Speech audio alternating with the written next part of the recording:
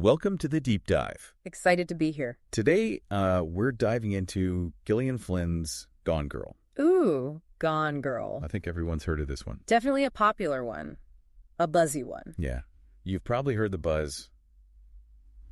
Maybe even seen the movie. The movie was huge.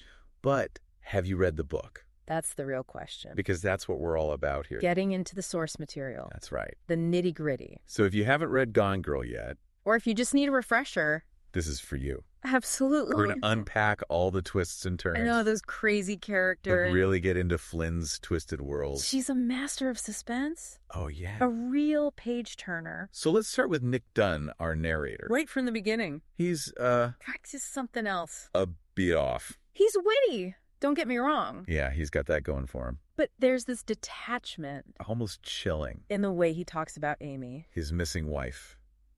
It's like he's trying too hard. To be charming. Yeah, exactly. And the way he describes her. Full of contradictions. Nice and regular, but also someone who could make an excellent barbed point. Makes you wonder. Is he really concerned? Or is there something darker? Lurking beneath the surface. Flynn is so good at that. Planting those seeds of doubt. We're never quite sure. Who to trust. It's like those perfect Instagram profiles. All filtered and curated. You can't help but wonder. What's really going on? Exactly. And then there's Amy.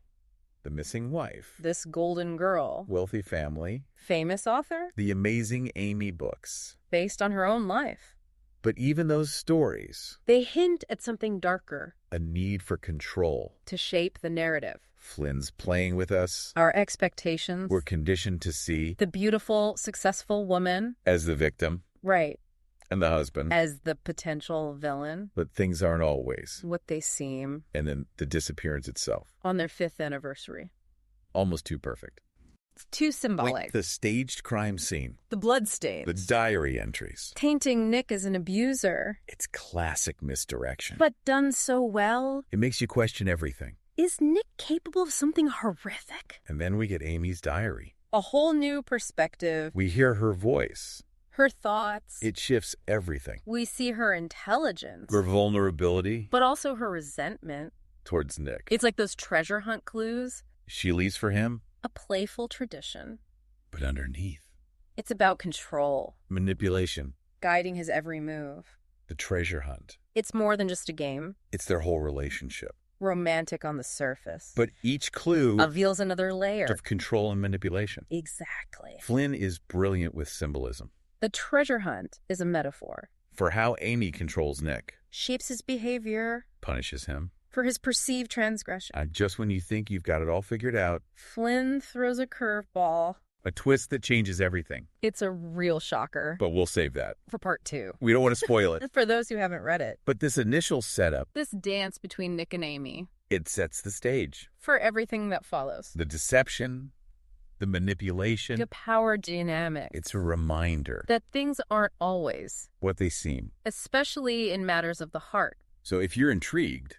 Pick up a copy of Gone Girl. You won't regret it. It's a wild ride. And tune in for part 2. We'll unpack that twist. And explore the even darker depths of this twisted tale. See you then.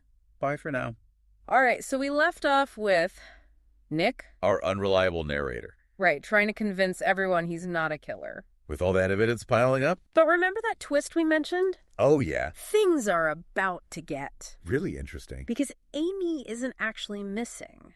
Not in the way everyone thinks. She's orchestrated her own disappearance. As revenge. For Nick's infidelity. And all his shortcomings. In her eyes, at least. It's manipulation on a whole other level. Amy knows how to play the game. She understands those societal expectations. Especially around gender roles. So she paints herself as the victim. And the media eats it right up. They love good stories. Especially one with a clear hero and villain. And Amy knows how to play that. She's crafted this perfect persona. The perfect wife, the beloved daughter. All while plotting her revenge. Behind the scenes. It's like she's playing a character. In one of her own thrillers. And it works because she knows human nature. We crave those simple narratives. Right. Good versus evil. And Nick with his detachment. And that cynicism. He doesn't fit the grieving husband mold. Which makes him even more suspicious. And Flynn uses the setting so well. That small town in Missouri. To amplify that feeling of claustrophobia. Everyone's watching, judging. It becomes his pressure cooker. Reflecting the anxieties of society. And then there's Nick's twin sister, Go. Go. What a character. She's such a breath of fresh air. Fiercely loyal to Nick. But she can see through his act. She's his anchor. The one person he can truly confide in. Go's presence is so important. Because she challenges Nick's narrative. She forces him to confront his flaws. His own role in the marriage breakdown. And she challenges us as readers, too. Or listeners, in this case. To question our own judgments. Is Nick really the bad guy here? Or is he just flawed like everyone else? Exactly. And then just when you think it can't get crazier, Amy reappears. But it's not a happy reunion. She's bruised, battered. Claiming she was kidnapped. Held hostage by Desi. Another layer of manipulation. Playing the victim to perfection. And of course it works. The media loves a dramatic comeback story. Amy becomes this symbol of resilience. Of feminine strength. While Nick is left reeling. Trying to process this new deception. He knows she's lying. But he's powerless to stop her. She's back in control. And he's the villain again. It's a commentary on public opinion. How easily it can be swayed. Especially when emotions are high. It makes you wonder. How do you fight back against that? Against someone who manipulates the truth so well. That question hangs over the rest of the book. As Nick tries to expose Amy's lies. To reclaim his own narrative. And that's where things get even more intense. Because Nick realizes he has to play along. To beat Amy at her own game. He has to manipulate the media, too. To craft a persona that will draw Amy back in. It's a risky strategy. But we see Nick getting better at it. Playing the heartbroken husband. And it's fascinating to watch Amy react. She's watching all of this unfold. And part of her is drawn to it.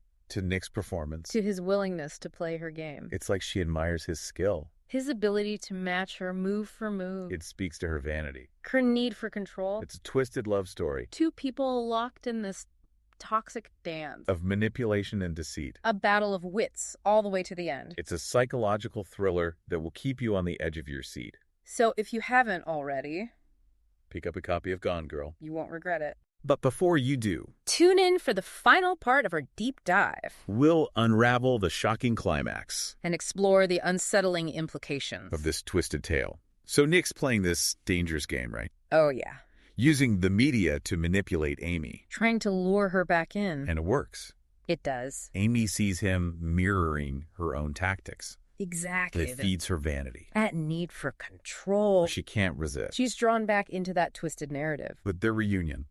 Far from a fairy tale. It's all staged. For the cameras, for the world. So much tension. You can feel it. And Amy's pregnant. Adding another layer to the whole thing. Which she uses, of course. To further control Nick. Even in this vulnerable state. She's still pulling the strings. This is really chilling. How she weaponizes her pregnancy. It highlights the power dynamics. How deep those patterns of control run. And Nick's trapped. He sees Amy for who she is. But he can't expose her. The consequences are too great. Those lies, that perfect victim persona. Unraveling it all could unleash chaos. Their final confrontation. A psychological showdown. The truth comes out. But at a terrible cost. It's a victory for Nick, but a hollow one. He's cleared of suspicion. But bound to Amy. By their unborn child and their shared secret. They're both trapped. In this web of their own making. In Amy, she's achieved her goal. But at the price of her own freedom. Back in that gilded cage. Her life a performance once again. The ending leaves you with this uneasy feeling. There are no winners here. Only survivors. Scarred by this toxic dance. It makes you question. If they can ever escape that cycle. Of manipulation and deceit. Gone Girl is more than just a thriller. It's a commentary on relationships. The masks we wear, the stories we tell. It forces us to confront uncomfortable truths. About perception manipulation. The dark side of seemingly perfect lives. It makes you think. How well do we know those closest to us? Could we fall prey to manipulation? Or even perpetuate it ourselves? It's a book that will stay with you. Long after you finish it. So if you haven't already, pick up Gone Girl. Experience the roller coaster ride. And for more deep dives like this one, hit that subscribe button. We'll be back soon. With another fascinating topic. Until then, happy reading.